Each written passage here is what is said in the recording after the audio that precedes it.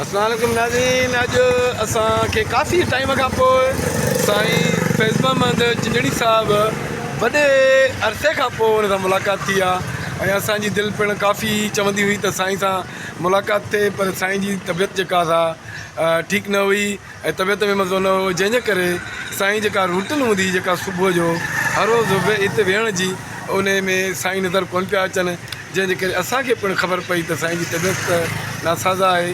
उनजे करे असांखे मौक़ो न पियो मिली सघे, जंहिंजे करे साईं त टाइम जेको आहे घर में तमामु जेको आहे घोंडणो थियो। अॼु साईं सां असांखे अचानक मिलण जो मौक़ो मिलियो आहे ऐं असांखे ॾाढी ख़ुशी थी आहे। त अॼु साईं खां पहिरियां पुछंदासीं, साईं तव्हांजी तबियत कीअं आहे साईं? हाणे अल्हम्दुलिल्लाह ठीकु आहे। साईं जी तबियत अॼु ठीकु आहे ऐं माशाल्लाह असां अॼु जेके पंज खणी साईं सां वेहंदासीं त छो न हिकिड़ी सुठी ॼाण साईं वटि असां हासिलु कयूं। सो उन में मूंसां गॾु मुंहिंजो दोस्त अहमद रज़ा आगरो ऐं ॿियो दोस्त जी नादर बुर्ड़ो पिणु मौजूदु आहे। ऐं साईं सिंधी अरबी ऐं फ़ारसीअ जा तमामु माहिर आहिनि, जंहिंजे करे असां कुझु साईं खां उहा ॼाण वठंदासीं, जंहिंमें असां नादर बुर्ड़े साहिब खे आउं गुज़ारिश कंदुमि त साईं खां कोई सुवालु पुछे पियो त जीअं असां जो साईं वरी उनजो जवाबु ॾेई सघे। साईं सुवालु मुंहिंजो इहो आहे त हे जेको शम्स तिब्रेज़ ऐं मौलाना रूमी जो जेका मोहबत हुई, अटैचमेंट हुई, इहो किसो छा हो ऐं इन्हनि जो कहिड़ो? मौलाना जलालुद्दीन रूमी जेको वॾो आलिम हुयो, उन पूरी दुनिया जा शागिर्द पढ़ंदा। हिकिड़ो तमामु परे खां शागिर्द आयो, उन खे रूमी खे अर्ज़ु कयो साईं मूंखे पंहिंजी शागिर्दी में दाख़िलु कयो। रूमी साहिबु उनखे चयो ठीकु आहे, पर पोइ वेही रूमी पंहिंजे पर में चयो मार बटा को बि मुंहुं जहिड़ो कोन्हे, फ़ख़ुरु जो कयईं त अलाह जी ज़ात खे गैरत थी वई। चई शम्स तिब्रेज़ खे शब्द दी चइनि खे चपाट हणी आहे, कंहिंखे चए रूमी खे हाज़िर सादे कपिड़नि में सादो वञी बीठो पढ़ाए पियो। रूमी पढ़ाए मौलाना जी चई ई चीज़ त हीअ छा आहे? ॾिसी हुनजी नज़र त ॾे। चई शुमा न मैदानी, शुमा न मैदानी। शम्स तिब्रेज़ चयसि भले हा मां नथो ॼाणा। चए हा।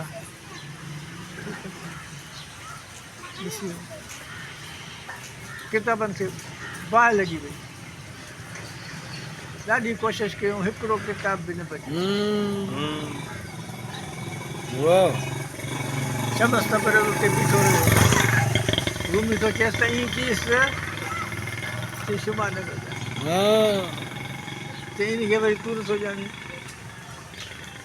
चई मन न मैदानम, हा शुमा न मैदानी। थोरी तकलीफ़ शम्स तिब्रेज़ रवानो थियो।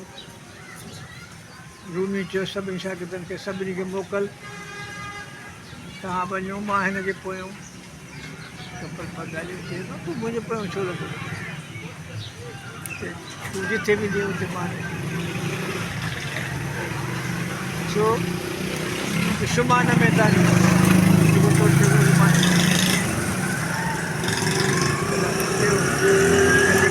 शम्स तिब्रेज़ जी ग़ुलामी न कयां त मां मौलवी बि न थियां। ॿियो त चयो घणा शर्त रखियसि, शर्मी ॾे शराब ॾे, हीअं त भई धीउ ॾे, सभु कुझु कयो। बहरहाल पोइ फैज़ ॾिनईसि तमामु देरी खां पोइ, तमामु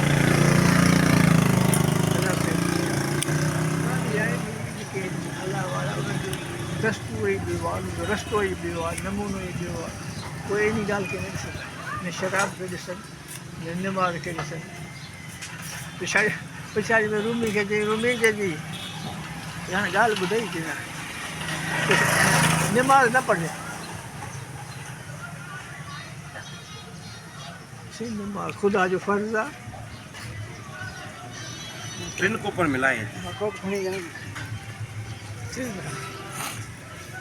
ठीकु आहे।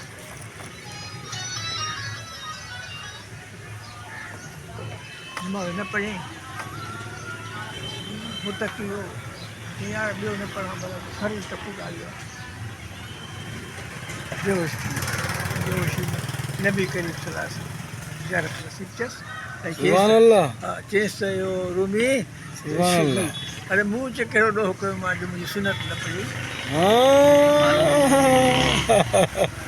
सुभान अल्लाह साईं मुंहिंजी ग़लती आहे मूंखे माफ़ फरमाए चई जेकॾहिं तूं फ़र्ज़ु न पढ़ी आहे त मालिक महबूद बि ईअं चई सुभान अल्लाह सुभान अल्लाह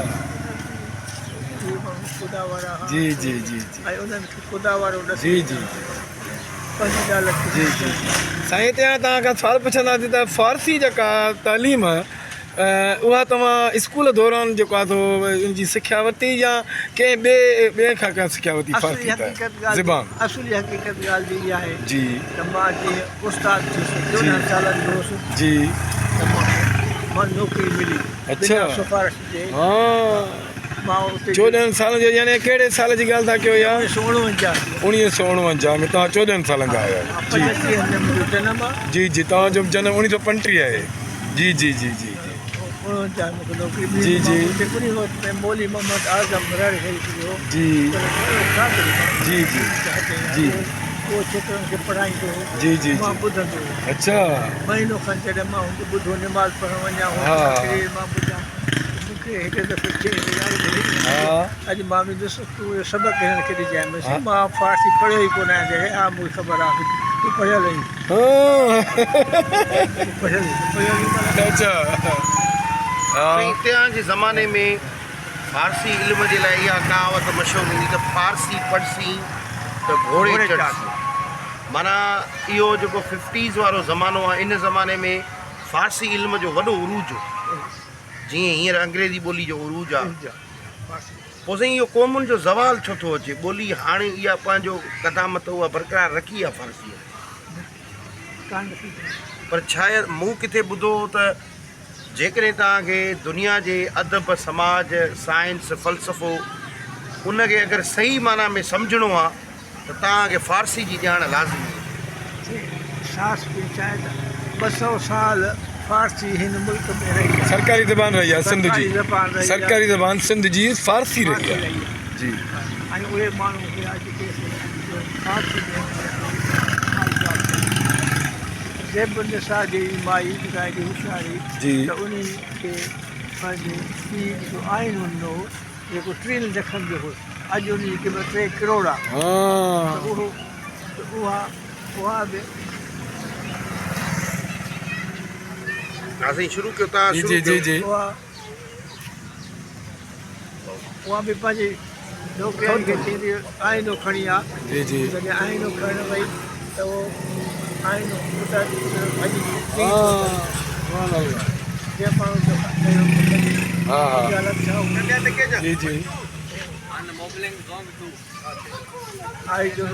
आइनो आंदी हा चई अॼु कदा आहे आइने चीनी हा साईं मां न पीअंदुमि तव्हां लाइ घुराई आहे बाबो थी पी पी मां पीअंदुसि पर थोरी तमामु हिकिड़ो ढुक पियो हिकिड़ो ढुक असल में साईं सां प्यारो वज़ीर आहे तोखे भाए थो तोखे हीअं हर शइ पर हे तोसां जेको आहे न कॾहिं